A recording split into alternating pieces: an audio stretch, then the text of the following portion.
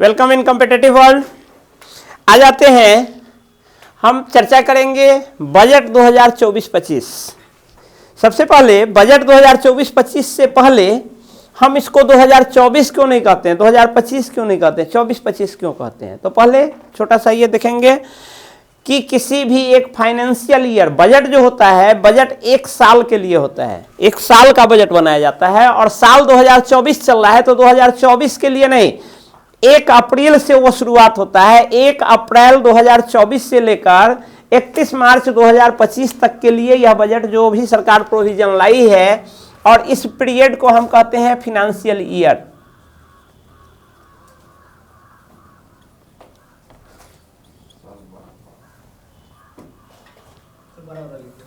बोलते हैं तो ऐसे तो पता चल ही नहीं जाता है।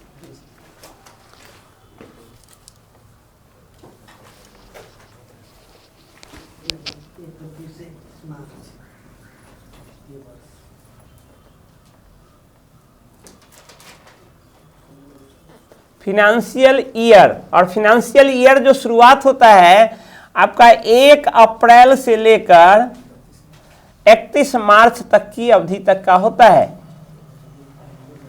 तो 1 अप्रैल से 31 मार्च, 1 अप्रैल 2024 से लेकर 31 मार्च 2025 तक के लिए होगा, और इस पीरियड को हम कहते हैं एक फिनेंशियल ईयर। तो एक फिनेंशियल ईयर के लिए सरकार द्वारा विभिन्न अपना राजस्व, व्यय और राजस्व प्राप्तियों का चर्चा जो करता है उसी को हम क्या कहते हैं, उसी को कहते हैं बजट। तो सबसे पहले हम देखते हैं कि बजट शब्द की उत्पत्ति कहां से हुई है, बजट किस भाषा का शब्द है, उसका अर्थ क्या होता है। तो सबसे पहले बजट जो है, बजट शब्द यह एक फ्रांसीसी शब्द है जिसका अर्थ होता है, इस फ्रांसीसी शब्द बजट का अर्थ होता है चमड़े का थैला। अर्थात सबसे पहले एक बैग में भर करके, जो वित्त मंत्री होते थे वो बैग में भर करके अपना जो डॉक्यूमेंट्स जो तैयार किए हैं पूरे साल भर का वित्तीय विवरणी, उसको लेकर के आते थे, इसलिए उसका नाम बजट पड़ा। तो बजट का अर्थ, शाब्दिक अर्थ होता है चमड़े का थैला, जो एक फ्रांसीसी शब्द है। अब हम देखते हैं कि बजट की शुरुआत हुई कहां से। बजट की शुरुआत सबसे पहले 1760 ईस्वी में इंग्लैंड में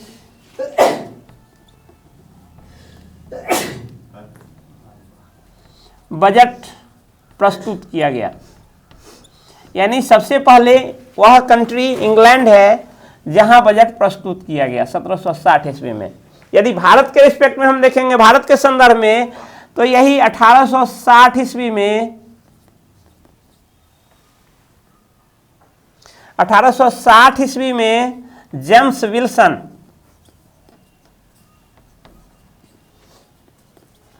द्वारा, उस समय 1860 ईस्वी में यहाँ क्या था, अंग्रेजों का आधिपत्य था। अंग्रेज में 1860 ईस्वी में गवर्नर जनरल कौन थे, कैनिंग। लॉर्ड कैनिंग जो है, लॉर्ड कैनिंग के दरबार में वही सरकार हुआ करता था। लॉर्ड कैनिंग के दरबार में जेम्स विल्सन द्वारा सर्वप्रथम भारत में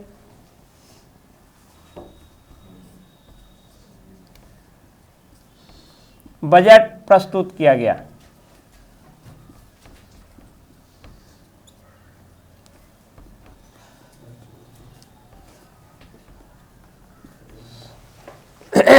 अब देखते हैं कि यह जो बजट है, बजट की शुरुआत 1860 ईस्वी में हो गई, लेकिन हम देखते हैं कि आजाद भारत में, स्वतंत्र भारत में सर्वप्रथम बजट कब पेश किया गया, किन के द्वारा पेश किया गया। स्वतंत्र भारत में सर्वप्रथम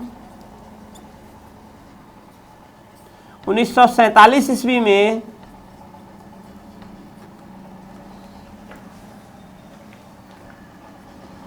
सन्मुखम चेट्टी द्वारा इसे प्रस्तुत किया गया।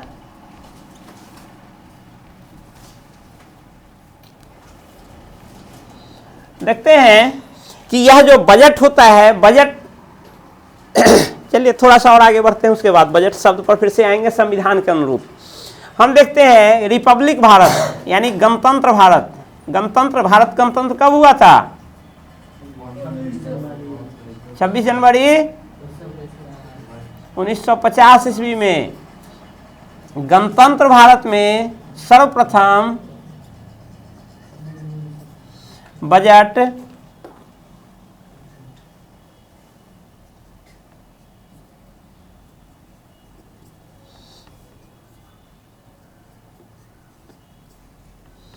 उन्नीस सौ 50 ईस्वी में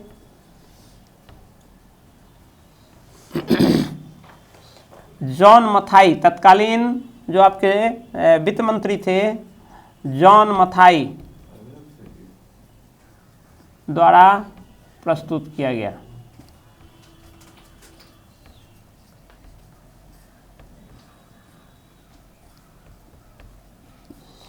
यह जो बजट प्रस्तुत करना, वित्त मंत्री, वित्त मंत्रालय, बजट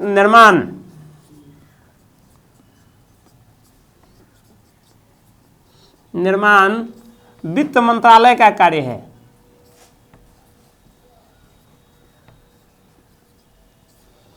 एवं इसे लोकसभा में पेश करना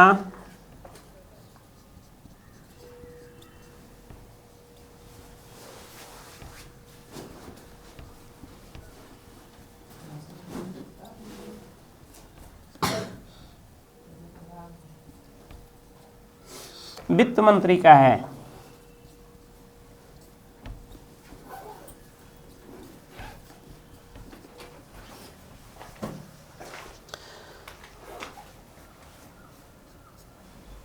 पहले शुरुआत से बजट सामान्य बजट कहा जाता था।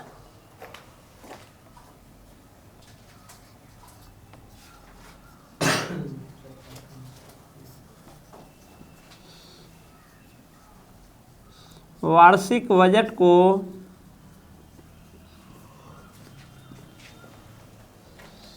सामान्य वार्षिक बजट,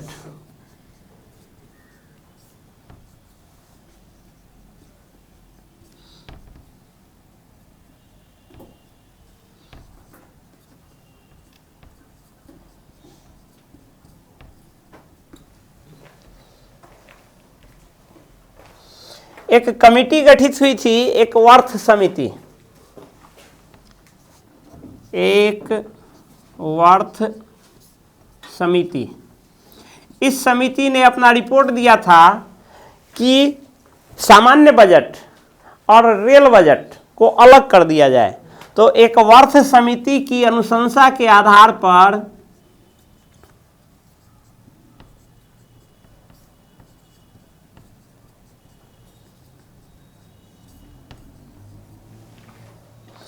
वित्तीय वर्ष 1924-25 से रेल बजट को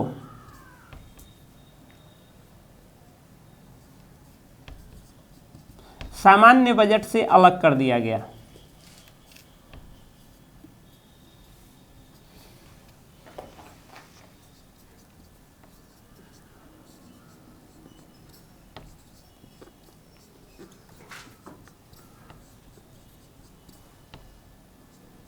पुनः विवेक देवराय समिति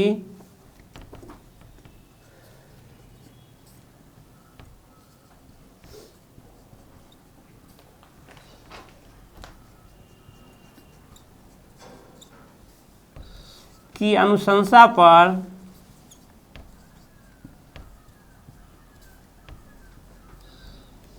सामान्य एवं रेल बजट को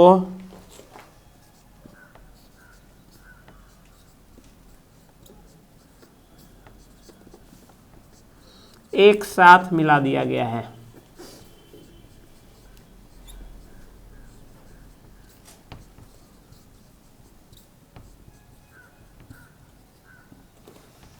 स्क्रीनशॉट लीजिए, फिर आगे बढ़ते हैं।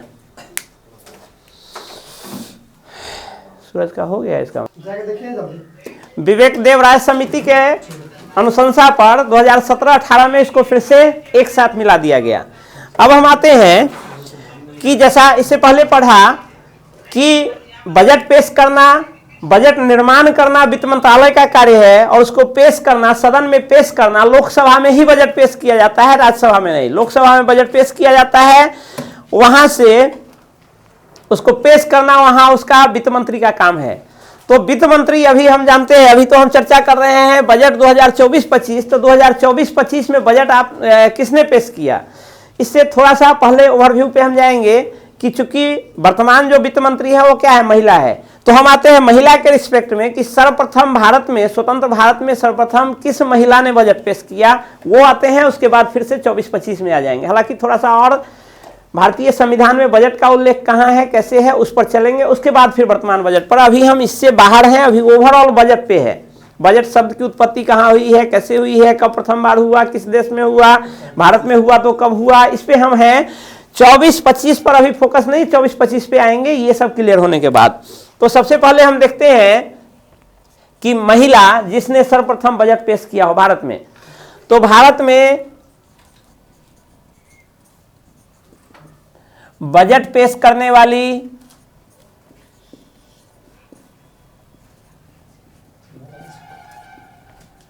प्रथम महिला कौन होगी?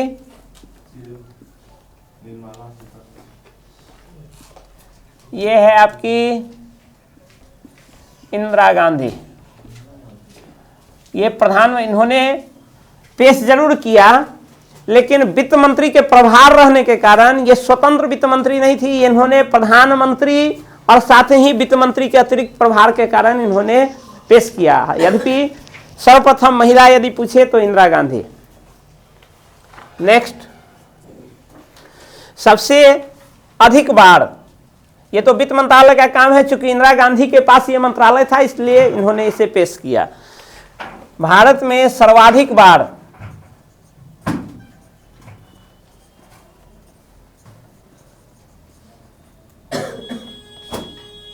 बजट पेश करने का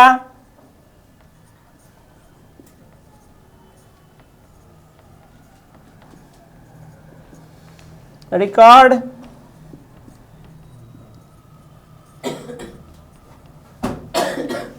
मोरारजी देसाई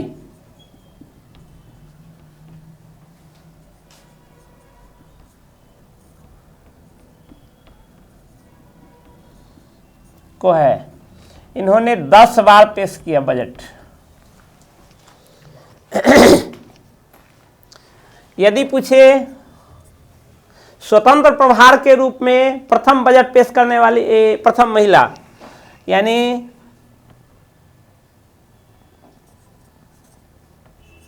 स्वतंत्र वित्त मंत्री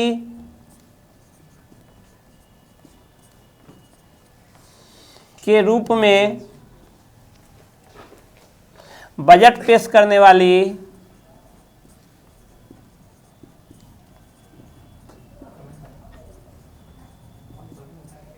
प्रथम महिला, ये है आपकी निर्मला सीतारमण।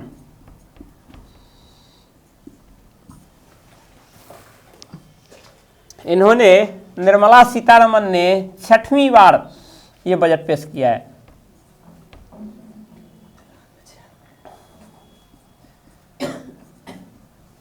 बजट पेश किया है। हम जानते हैं कि वर्तमान जो वर्ष है 2024, ये क्या है, चुनावी वर्ष है। तो चुनावी वर्ष में जब भी होता है, चुनावी वर्ष यदि नहीं रहता तो बजट संपूर्ण वित्तीय वर्ष के लिए पेश होता। लेकिन वर्तमान जो वर्ष है ये चुनावी वर्ष है, लोकसभा का चुनाव होने वाला है 2024 में। मई में नई लोकसभा गठित हो जाएगी। तो वर्तमान जो बजट पेश हुआ है वो केवल अप्रैल, मई और जून में नई लोकसभा आ जाएगी। तो जून, मात्र इस 3 महीने या 2.5 महीने कहिए, इसी के लिए बजट पेश हुआ है। इसलिए बजट 2024-25 जो है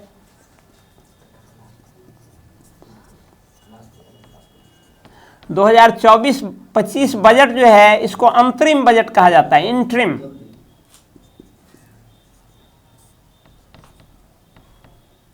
यह अंतरिम बजट है। अंतरिम बजट का मतलब पूर्णकालिक नहीं, अंशकालिक बजट। जब आपका नई लोकसभा गठित हो जाएगी तो फिर से जून में बजट पेश होगा।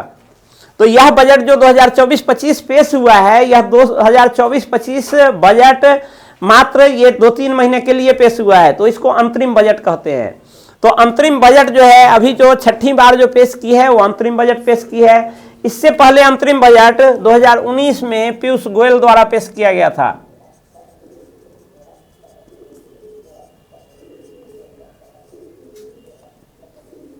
इससे पूर्व अंतरिम बजट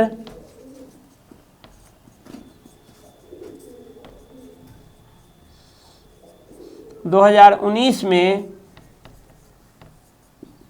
पीयूष गोयल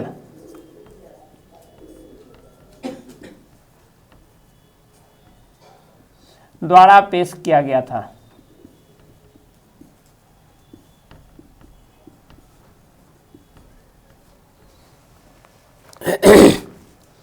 अब देखते हैं बजट पेश करते हुए समय जो बजट भाषण होता है वह देखते हैं अब तक का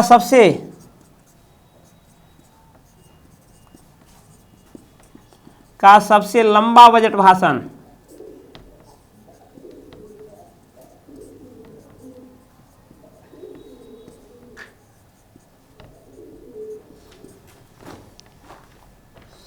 दो 2020 ईस्वी में निर्मला सीतारमन द्वारा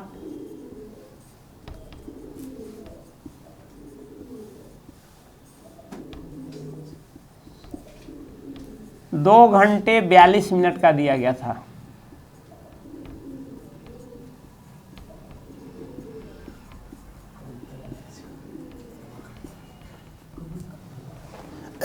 ये अब तक का सबसे लंबा बजट भाषण है।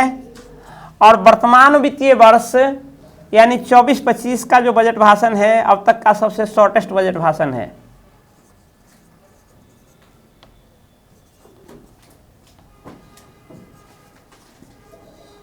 बजट भाषण सबसे शॉर्ट बजट भाषण रहा है, सबसे कम समय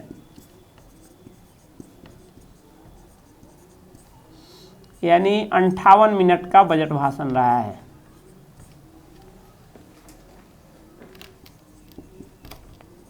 अर्थात ये दोनों रिकॉर्ड किनके नाम है?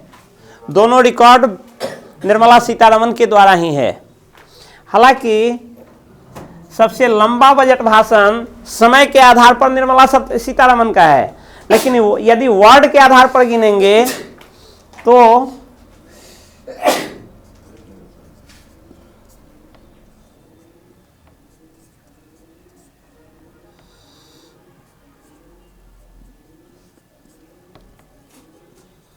सबसे लंबा बजट भाषण मनमोहन सिंह द्वारा सबसे लंबा बजट भाषण, यहां जोड़ दीजिए, शब्द के आधार पर।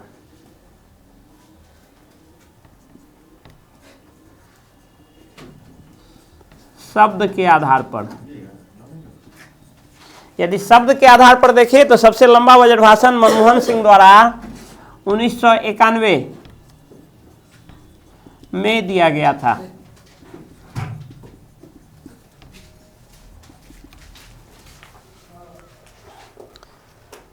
अब देखते हैं ये तो हो गया बजट संबंधी। अब देखते हैं बजट संबंधी हमारे संविधान में उल्लेख कहां पे है।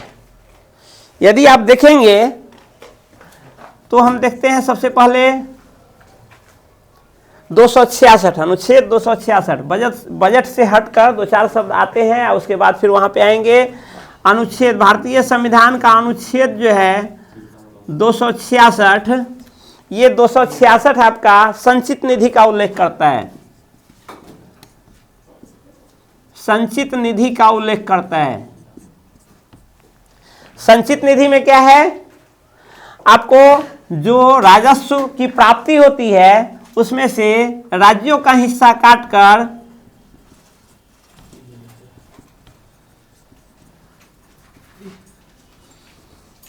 प्रदान करने के बाद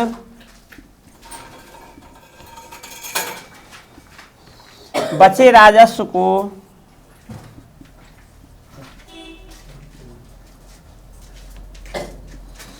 संचित निधि में जमा कर लिया जाता है।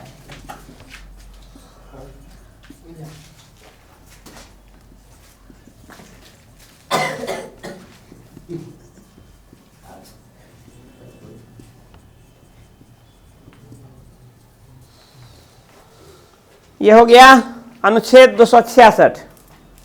अनुच्छेद 266 के बाद देखते हैं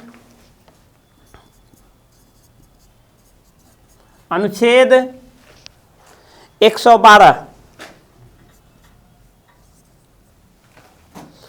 112 अनुच्छेद 112 में है वित्तीय वार्षिक वित्तीय विवरणी, वार्षिक वित्तीय विवरणी।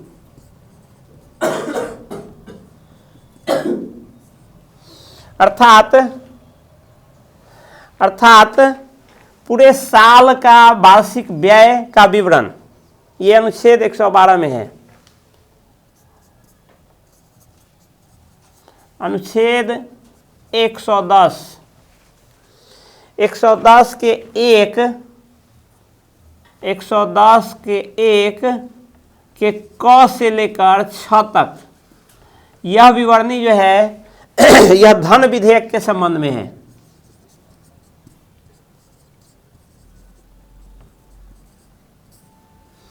धन विधेयक के संबंध में है। जब धन विधेयक की चर्चा हो रही है तो हम देखेंगे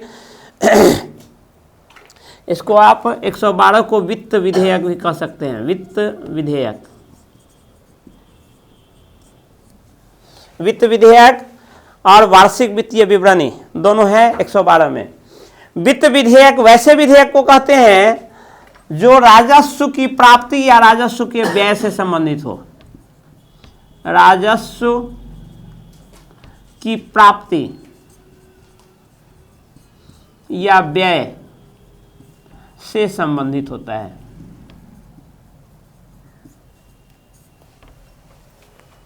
अनुच्छेद 112। तो जैसे ही किसी भी तरह का आमदनी या किसी भी तरह का व्यय, इस दो से संबंधित जो विधेयक होगा उसको हम वित्त विधेयक कहते हैं। और इसका उल्लेख जो है संविधान के अनुच्छेद 112 में है। 110 कहता है धन विधेयक। धन विधेयक जरूरी नहीं है कि धन विधेयक हर एक वित्त विधेयक धन विधेयक हो। यद्यपि धन विधेयक भी वित्त से संबंधित ही है, लेकिन वित्त विधेयक की कुछ विशेषता है। धन विधेयक की कुछ विशेषता है। धन विधेयक जो है यह केवल सर्वप्रथम लोकसभा में ही पेश किया जा सकता है। सर्वप्रथम लोकसभा में ही इसे पेश किया जा सकता है।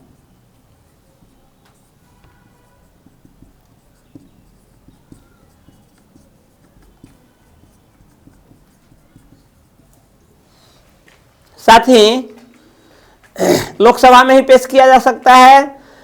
राज्यसभा में, लोकसभा से पारित होने के बाद राज्यसभा में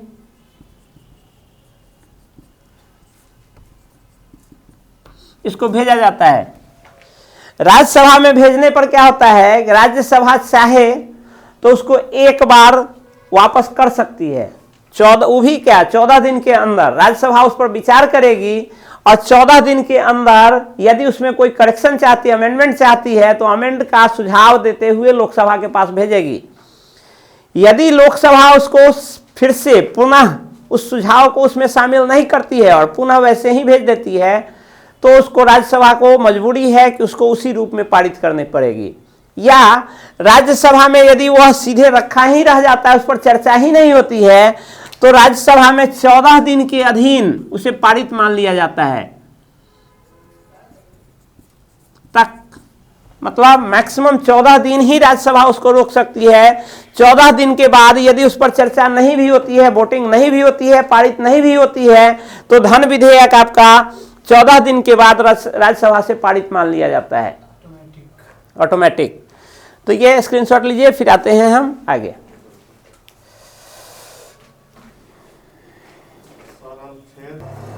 नेक्स्ट देखते हैं अनुच्छेद 114।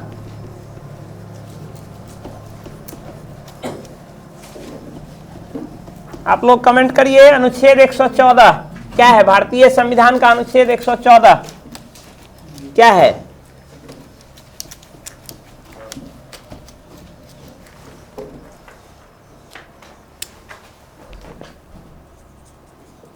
अनुच्छेद 114 114, यह जो है अनुच्छेद 114 में विनियोग विधेयक का चर्चा किया गया है। विनियोग विधेयक, विनियोग विधेयक क्या है? संचित निधि, अभी हमने देखा कि जो भी राजस्व की प्राप्ति होती है उसमें से राज्यों का हिस्सा छांट करके रख दिया जाता है, रेस्ट राशि जो रखता है वो रख दिया जाता है। एक निधि है, भारत सरकार की एक निधि है जिसको कंसोलिडेटेड फंड कहते हैं, संचित निधि कहते हैं, जिसका उल्लेख कितने में है?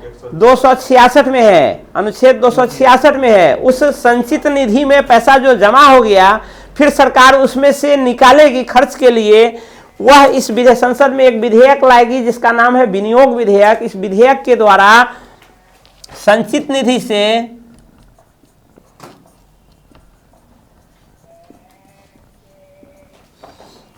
संसद द्वारा राशि की निकासी की जाती है।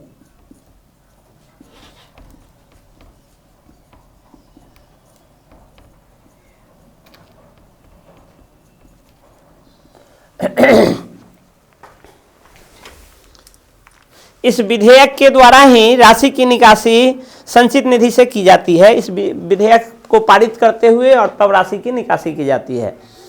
अब हम आते हैं, अब इस इंटरिम बजट पर आते हैं। अंतरिम बजट, अंतरिम बजट जो होता है, अंतरिम बजट जो होता है यह अंशकालिक बजट होता है। इसको अंशकालिक बजट भी कह सकते हैं।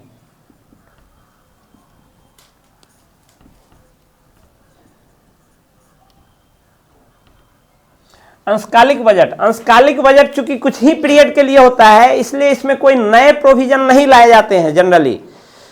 इसमें बस केवल अपनी उपलब्धियां, पिछले जितने साल तक सरकार रही है वो अपनी उपलब्धियां गिनाती है। तो 2024-25 अंतरिम बजट था, इसलिए इसमें कोई नया प्रोविजन नहीं लाया गया। यह सरकार आप जानते हैं कि 2014 से ये बीजेपी की सरकार चल रही है, तो 2014 से 2024 के बीच जितनी इसकी उपलब्धियां रही है उस उपलब्धियों को ही सरकार ने गिनाया है। इसमें कोई नया वर्ड तो बहुत सारे आए हैं लेकिन नई उपलब्धियां नहीं आई हैं, नई घोषणाएं नहीं हुई है, लोक लुभावन बजट नहीं है।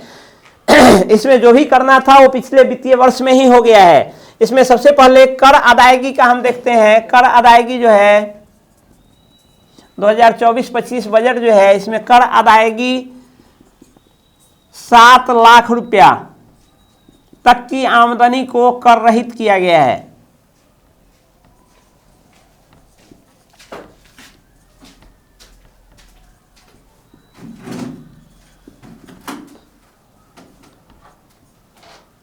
यह पूर्व से ही है, पिछले वित्तीय वर्ष में ही किया गया था, यह नया नहीं किया गया है।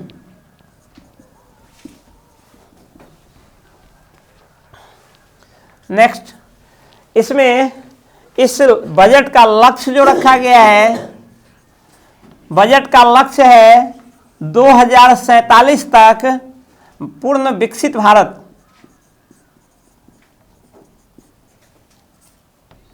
विकसित भारत बनाने का लक्ष्य रखा गया है। इस बजट में इसका उल्लेख किया गया है कि 2047 तक हम अपने भारत को विकसित भारत बनाएंगे। अब देखिए, अभी जो है एक अमृत महोत्सव मनाना शुरू हुआ था 2022 से, तो अभी अमृत काल चल रहा है। अमृत काल 2022 से लेकर 2047 को अमृत काल कहा जाएगा। ये कुल 25 वर्षों का समय है।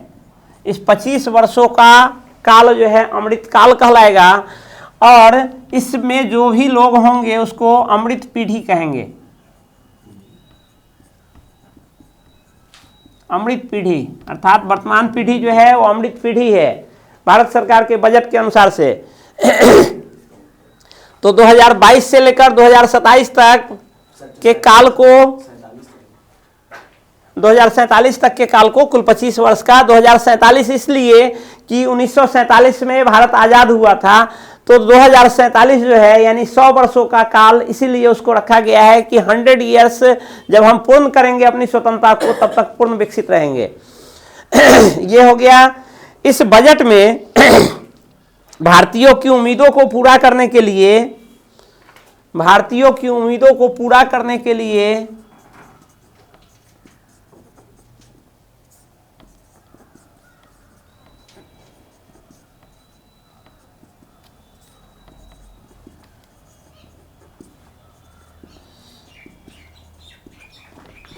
के लिए 3D शब्द का यूज हुआ है। 3D शब्द, इस शब्द को त्रिवेणी कहा गया है। त्रिवेणी, त्रिवेणी यानी 3D का सम्मेलन, 3D का समूह। D for demography, D for democracy,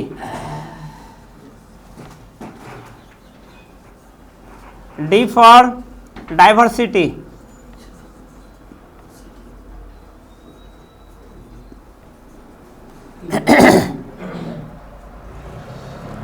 demography जनसांख्यिकी,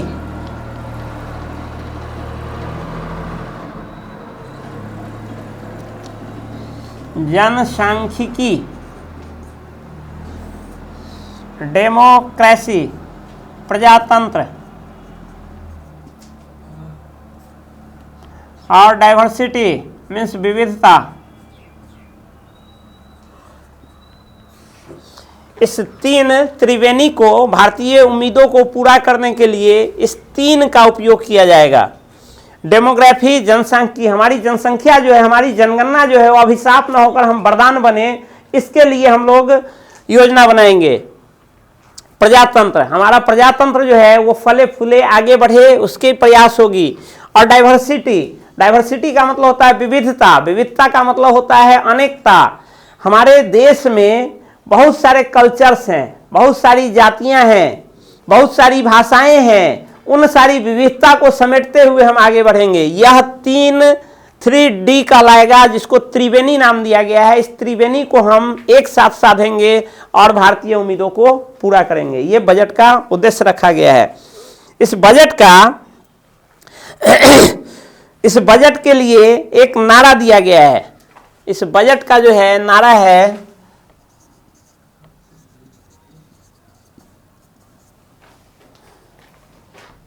सबका साथ, सबका विकास,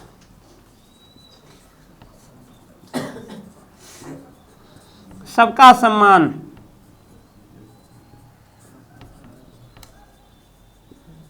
ये पूछ सकता है एग्जामिनेशन में कि इस बजट भाषण का जो थीम है या नारा है वो क्या है। सबका साथ, सबका विकास, सबका सम्मान, आप इसको याद रखेंगे। सबका विश्वास है, सबका विश्वास, ये याद रखेंगे। ये जो है सो इस बजट भाषण का नारा है। इसमें 2 शब्द अलग से परिभाषित किया गया है। इस बजट भाषण में 2 शब्द परिभाषित किया गया है, 2 वर्ड कहिए परिभाषित किया गया है। जैसे जीडीपी, जीडीपी इसको नए ढंग से परिभाषित किया गया है। नए ढंग से परिभाषित किया गया है। जी फॉर, जैसे आप जानते हैं इकोनॉमिक्स की भाषा में जीडीपी क्या होता है, ग्रॉस डोमेस्टिक प्रोडक्ट, सकल घरेलू उत्पाद। इस बजट भाषण 2024-25 में जीडीपी को नए ढंग से परिभाषित किया गया है।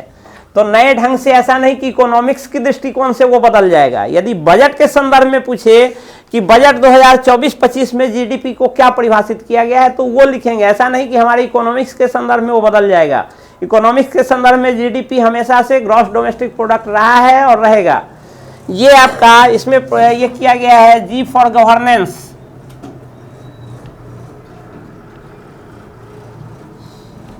D for development,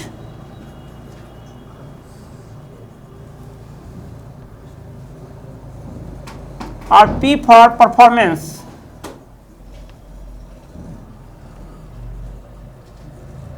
ये जीडीपी का मतलब रखा गया है। नेक्स्ट है एफडीआई। एफडीआई का इकोनॉमिक्स के दृष्टिकोण से होता है फॉरेन डायरेक्ट इन्वेस्टमेंट, यानी बाहर से जो हमारे देश में जो राशि निवेश होती है, विभिन्न कंपनियां आती है, बाहर की कंपनियां हमारे देश में इन्वेस्टमेंट करती है, फॉरेन डायरेक्ट इन्वेस्टमेंट। इकोनॉमिक्स के दृष्टिकोण से इसका फुल फॉर्म है फॉरेन डायरेक्ट इन्वेस्टमेंट। लेकिन इसमें जो परिभाषित किया गया है, ये फर्स्ट डेवलपमेंट ऑफ इंडिया किया गया है। फर्स्ट डेवलपमेंट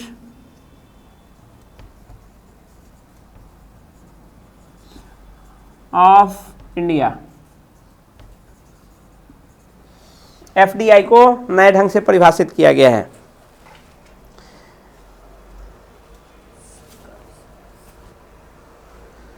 इस पर बजट में 2-3 पॉइंटों को फोकस किया गया है। चूंकि यह सबसे पहले हम जानते हैं कि यह अंतरिम बजट है, इसलिए नई घोषणा नहीं है।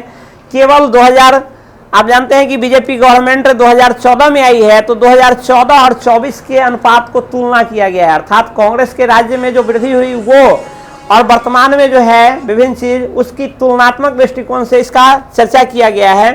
पहले स्क्रीनशॉट लीजिए, फिर आगे बढ़ते हैं।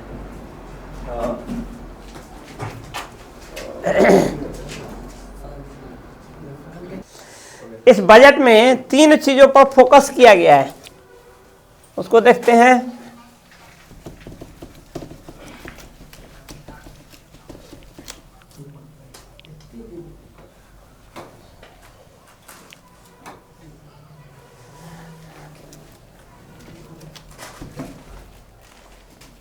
गरीब का कल्याण, देश का कल्याण।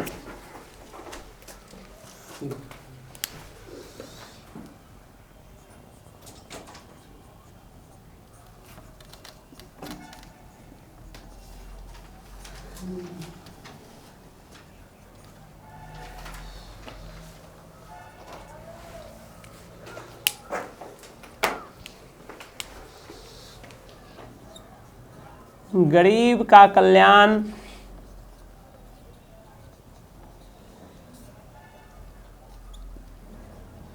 देश का कल्याण।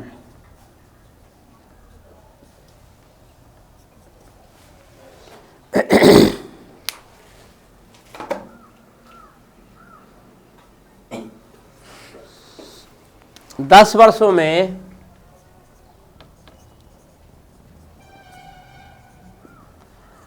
25 करोड़ आबादी को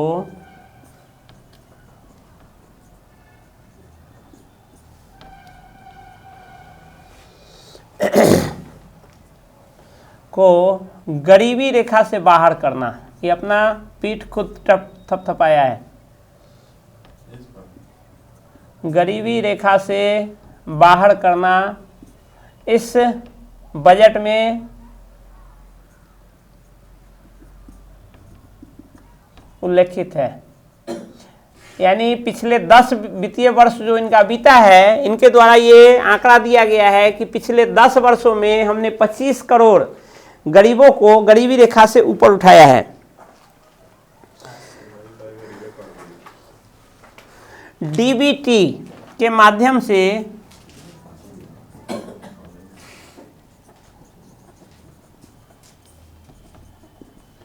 2.7 लाख करोड़ राशि की बचत हुई है। ये डीबीटी का फुल फॉर्म जानेंगे आप, डायरेक्ट बेनिफिट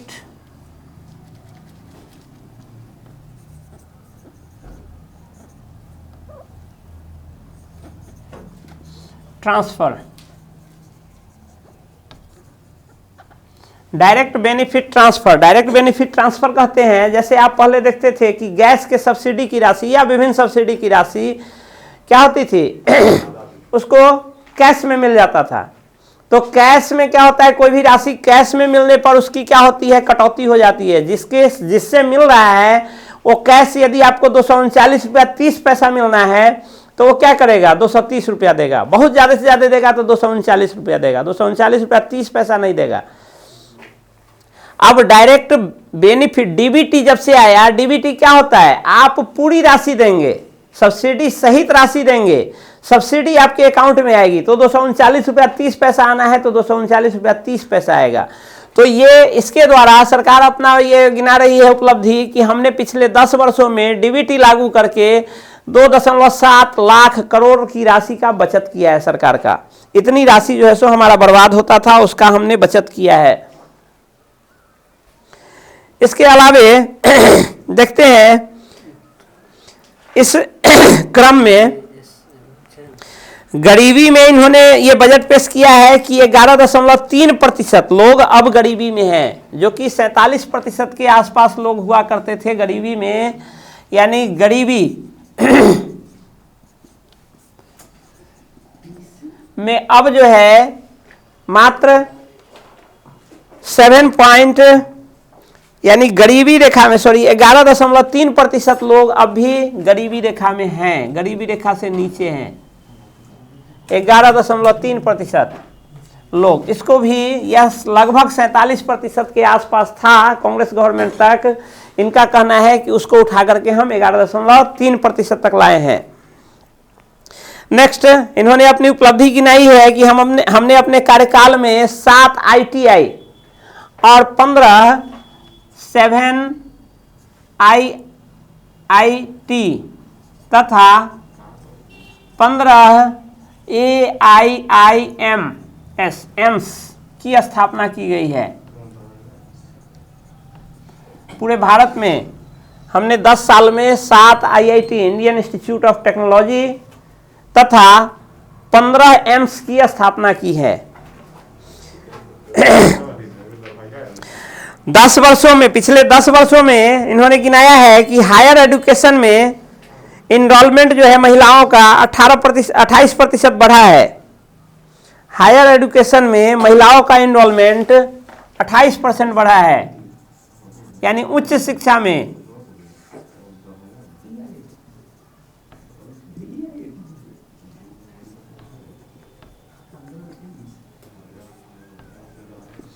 पंजीकरण 28% बढ़ा है।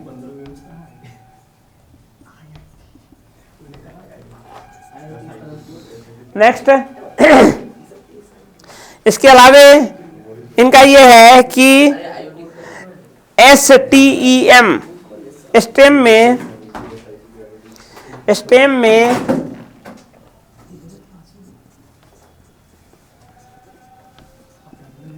महिलाओं का पंजीकरण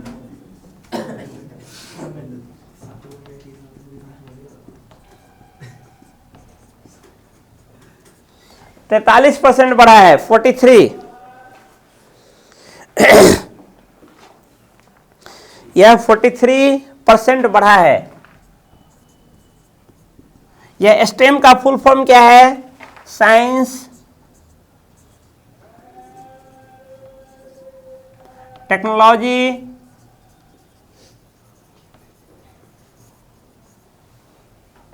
इंजीनियरिंग,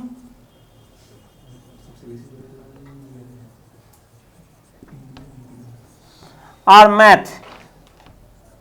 मैथमेटिक्स कहिए, मैथ कहिए। इसमें जो है महिलाओं का परसेंटेज 43% बढ़ा है। इस श्रम में महिलाओं का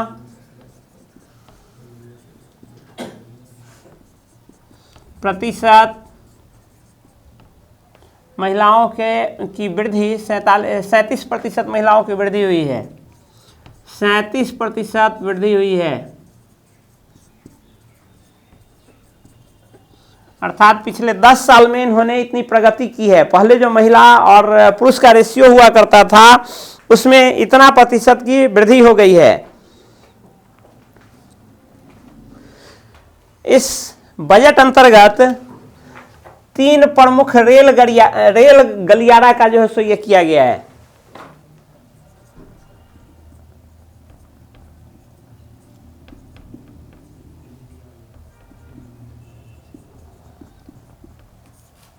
तीन प्रमुख रेल गलियारा निर्मित करने की घोषणा हुई है। इसमें पहला रेल गलियारा जो है ऊर्जा खनिज सीमेंट गलियारा नाम दिया गया है। ऊर्जा खनिज सीमेंट गलियारा। दूसरा गलियारा पतन यानी जितने पतन है पोर्ट्स हैं संपर्कता गलियारा।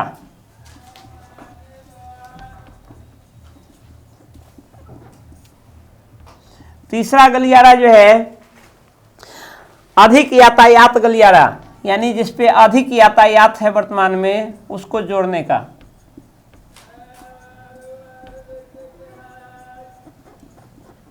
निर्मित करने की बात हुई है। ये 3 जो है प्रमुख गलियारा निर्मित करने का लक्ष्य रखा गया है। उसके अलावे देखते हैं इन्होंने अपना उपलब्धि गिनाया है कि कुल 1,44,634 किलोमीटर नई सड़क का निर्माण हुआ है। 1,44,634 किलोमीटर 634 किलोमीटर नए एनएच का निर्माण हुआ है। ये 1 साल का नहीं है, ये पिछले 10 वित्तीय वर्ष का है। उसके अलावे एक नई घोषणा हुई है बालिकाओं के लिए।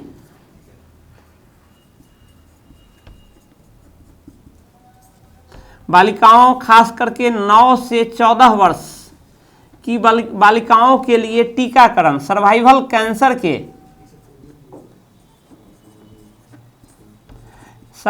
कैंसर से बचाव हेतु टीकाकरण पर जोर।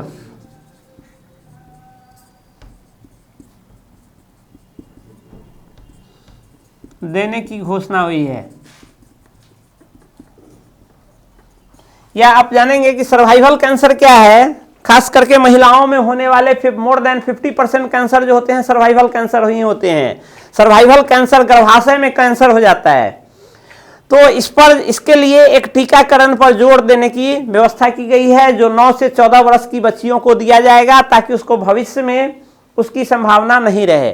तो यहां देखते हैं कि सर्वाइवल कैंसर का मतलब उसके लिए उत्तरदायी तत्व कौन है। एक वायरस होता है, उस वायरस की वजह से ये होता है, जिस वायरस का नाम है सर्वाइवल कैंसर वायरस का नाम है ह्यूमन पोपिलोमा वायरस, HPV, ह्यूमन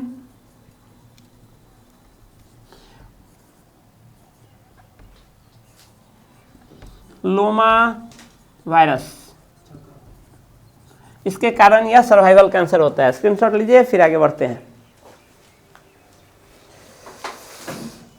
करिए जल्दी।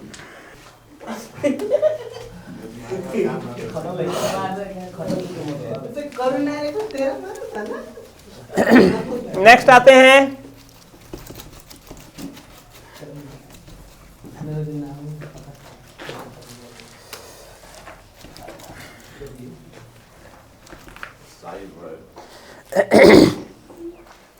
नेक्स्ट देखते हैं कि इसमें एक यूबिन, इस बजट में यूबिन पोर्टल का एक उल्लेख हुआ है। तो हम देखते हैं कि यूबिन पोर्टल जो है किससे जुड़ा हुआ है। यूबिन पोर्टल भारत सरकार द्वारा प्रारंभ किया गया यूबिन पोर्टल जो है वो, इसका संबंध किससे है। क्वेश्चन ये पूछ सकता है। यूबिन पोर्टल इन्होंने अपने उपलब्धि में गिनाया है कि हमने यूबिन पोर्टल स्टार्ट किया है, जिसका काम क्या है, गर्भवती महिलाओं का रजिस्ट्रेशन। ये पूछ सकता है।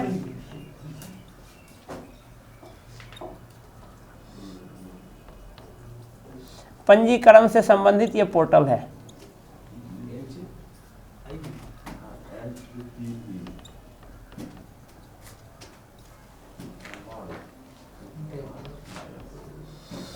संबंधित ये पोर्टल है यूविन पोर्टल।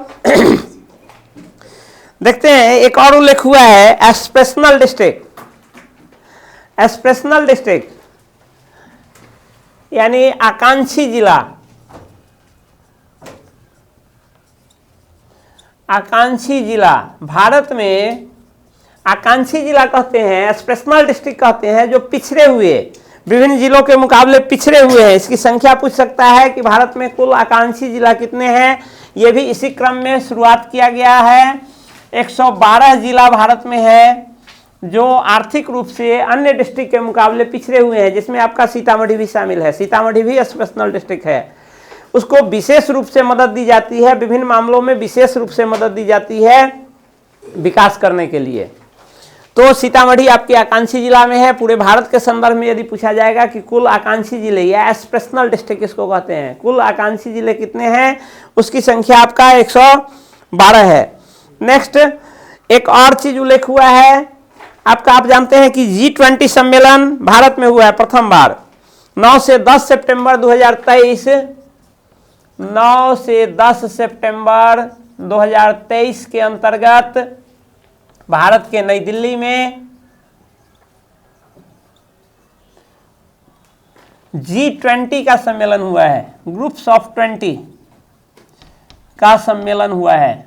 सरकार ने अपनी उपलब्धि में इसको गिनाया है कि ये सर्वप्रथम हमारे काल में हुआ है। इससे पहले कभी G20 का सम्मेलन भारत में नहीं हुआ था। इसको ये अपने उपलब्धि में इसको गिनाया है, जिसका थीम था, ये बैठकें जो हुई है इसके G20 के 2 दिनों के अंतर्गत विभिन्न 60 स्थानों पर विभिन्न बैठकें हुई हैं। 60 स्थल पर डिफरेंट 60 स्थल पर इसकी विभिन्न बैठकें हुई हैं। इसमें इस बैठक का थीम जो था वो था वसुदैव कुटुंबकम।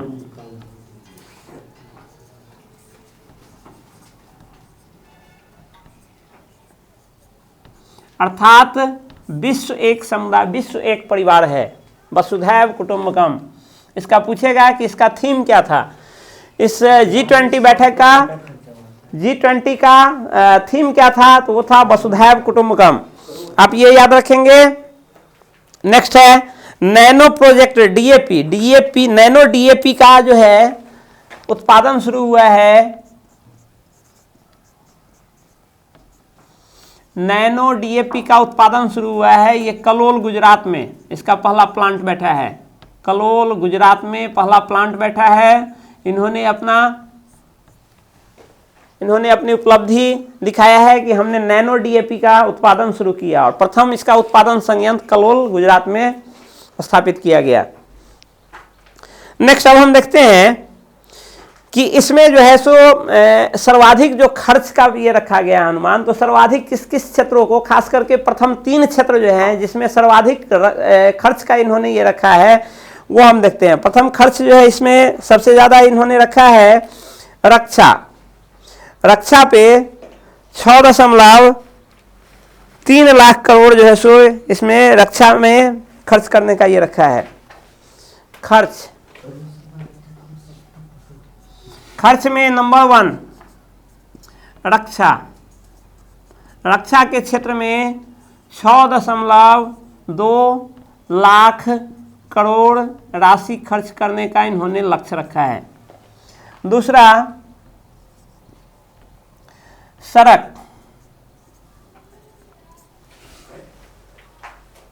सड़क पर है 2.78 लाख करोड़। 2.78 लाख करोड़। और तीसरा रेल पर 2.55 लाख करोड़ खर्च करने का लक्ष्य रखा है रेल पे। इसके अलावे मनरेगा पर देखते हैं। मनरेगा एक एम्प्लॉयमेंट योजना है, इसमें 86,000 करोड़ मनरेगा पे खर्च करने का लक्ष्य रखा है। 86,000 करोड़ राशि मनरेगा पे खर्च करने का लक्ष्य रखा है, जो ग्रामीण विकास मंत्रालय के अधीन चलती है। नेक्स्ट देखते हैं कि इसमें जो है 600 करोड़ राशि नेशनल ग्रीन हाइड्रोजन प्रोजेक्ट को दिया गया है। 600 करोड़ राशि नेशनल ग्रीन हाइड्रोजन।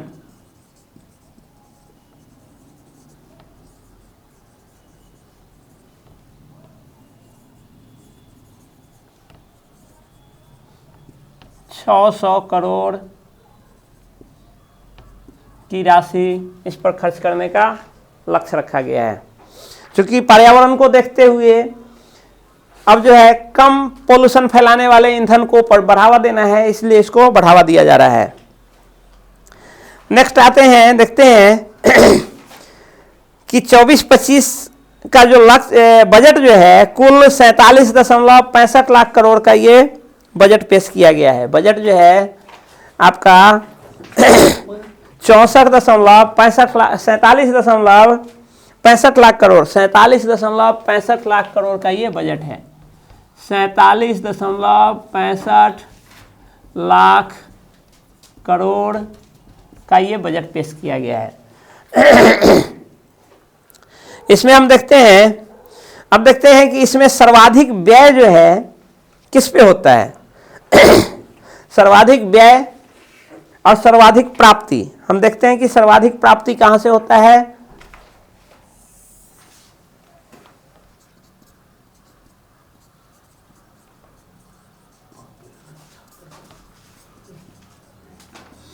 %28 जो है वो राशि कर्ज या उधार से आती है या आने का अनुमान रखा गया है। 28% यानी सर्वाधिक प्राप्ति जो होगी वो कर्ज के रूप में होगी, इसमें ऐसा अनुमान रखा गया है। नेक्स्ट है सर्वाधिक व्यय जो होगा वो कहाँ, जब सर्वाधिक प्राप्ति हम कर्ज लेकर कर रहे हैं तो सर्वाधिक व्यय कहाँ जाएगा। सर्वाधिक व्यय जो होगा ये ब्याज अदायगी पर होगा।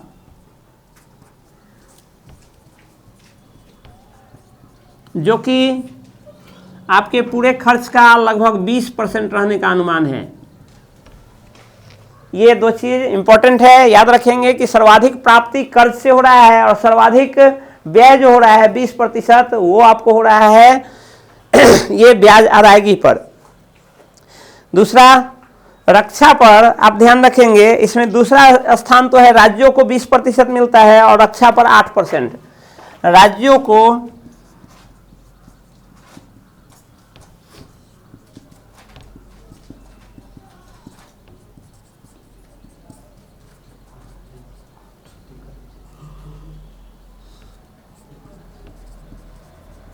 राज्यों को प्रदान किए जाने वाली राशि भी 20% के बराबर है। और रक्षा पर व्यय ये बजट का 8% लक्ष्य रखा गया है कि 8% व्यय जो हम रक्षा पर करेंगे। ये तो हो गया बजट के विभिन्न विशेषताएं। अब हम थोड़ा सा आएंगे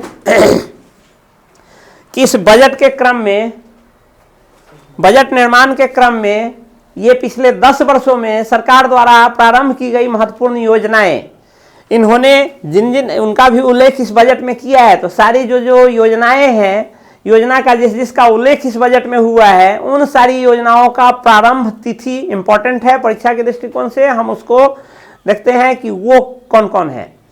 आप स्क्रीनशॉट लीजिए, हम उस पर फिर से आते हैं। स्कीम कौन कब प्रारंभ हुआ। तो हम देखते हैं कि यह जो बजट भाषण हुआ है, बजट भाषण में पिछले 10 वर्षों में भारत सरकार द्वारा प्रारंभ की गई विभिन्न योजनाएं हैं जो महत्वपूर्ण है।